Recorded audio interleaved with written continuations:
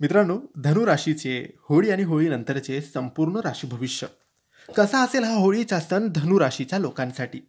या लोकांसोबत होळीचा सण आणि होळीनंतरच्या दिवसांमध्ये काय होईल, काय नाही होणार, त्यांनी काय करावे, काय नाही करावे, याबद्दल थोडक्यात सविस्तर माहिती आपण आजच्या या व्हिडिओमध्ये जाणून घेऊया. तुमची किंवा तुमच्या जवळच्या व्यक्तींची धनु राशी असेल तर तुम्ही हा व्हिडिओ संपूर्ण बघावा, कारण या व्हिडिओमध्ये आम्ही तुम्हाला सांगणार आहे धनु राशीचे होळी आणि होळीनंतरचे संपूर्ण राशी भविष्य.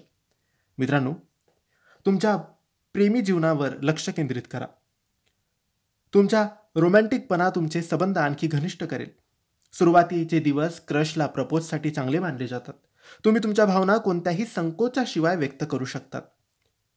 या महिन्याचे शेवटचे दिवस देखील प्रेमासाठी चांगले आहेत. तुम्ही तुमच्या जोडीदाराची ओळख तुमच्या पालकांशी करून देऊ शकतात.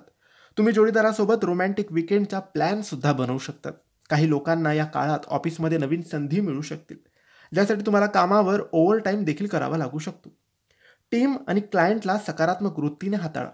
सर्व अपेक्षा पूर्ण करा. काही IT वाल्यांना प्रकल्पावर पुन्हा काम करण्याची गरज असू शकते, ज्यामुळे तुमचे शेड्यूल विस्कळीत होऊ शकतं. वाहतूक, सिव्हिल इंजिनिअरिंग आणि विक्रीशी संबंधित असलेले लोक या काळात प्रवास करू शकतात. तुमची कौशल्य दाखवण्यासाठी फ्रीलान्सिंग हा एक चांगला पर्याय ठरू शकतो. या काळात पैशाशी संबंधित काही समस्या भेडसावू शकतात. तुमच्या खर्चावर नियंत्रण ठेवा. काही महिला दागिने खरेदी करू शकतात, तर वृद्धांना कुटुंबातील काही उत्सवासाठी पैसे खर्च करावे लागतील. या काळात शेवटच्या दिवसांमध्ये तुम्ही नवीन मालमत्ता खरेदी किंवा विक्री करू शकतात. काही व्यावसायिकांना या काळात चांगला लाभ सुद्धा होईल.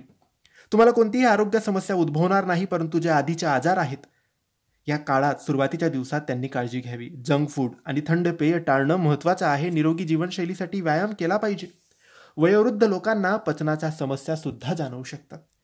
हे होते धनु राशीचे होळीचे आणि होळीनंतरचे संपूर्ण राशी भविष्य. तुम्हाला माहिती कशी वाटली आम्हाला नक्की कळवा, आणि माहिती आवडली असेल तर लाईक आणि शेअर करा. काही प्रश्न असतील तर कमेंट्सद्वारे विचारा आणि आमच्या चॅनलला सबस्क्राईब करायला विसरू नका. धन्यवाद. श्री स्वामी समर्थ.